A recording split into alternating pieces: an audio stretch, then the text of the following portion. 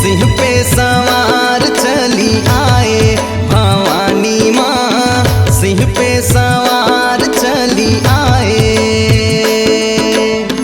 सिंह पे सवार चली आए भवानी माँ, सिंह पे सवार चली आए।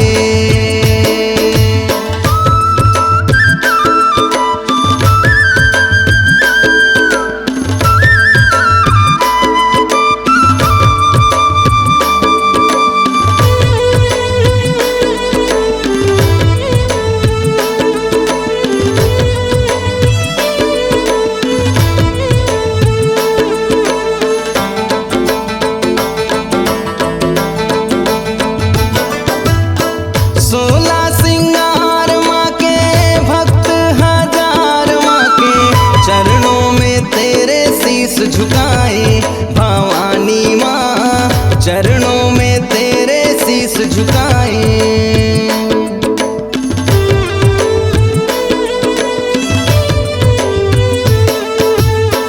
16 सिंगार माँ के भक्त हजार माँ के चरणों में तेरे शीश झुकाए भवानी माँ, चरणों में तेरे शीश झुकाए।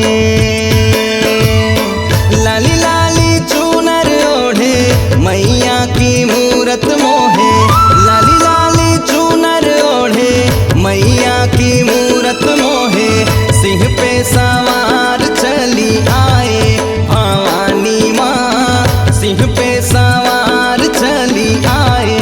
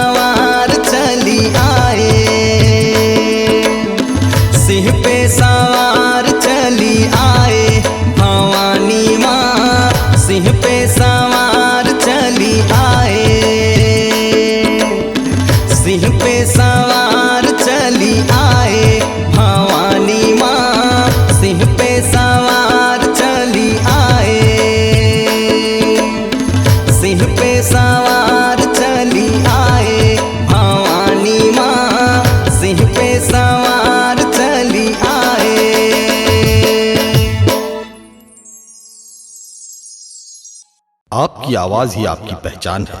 यदि आप अपनी आवाज को एक नया आयाम देना चाहते हैं तो चले आइए मल्टी ट्रैक डिजिटल रिकॉर्डिंग के लिए AVM audio video studio, Khamtarai, Raipur. Mobile number 9301523929 और 7869646201।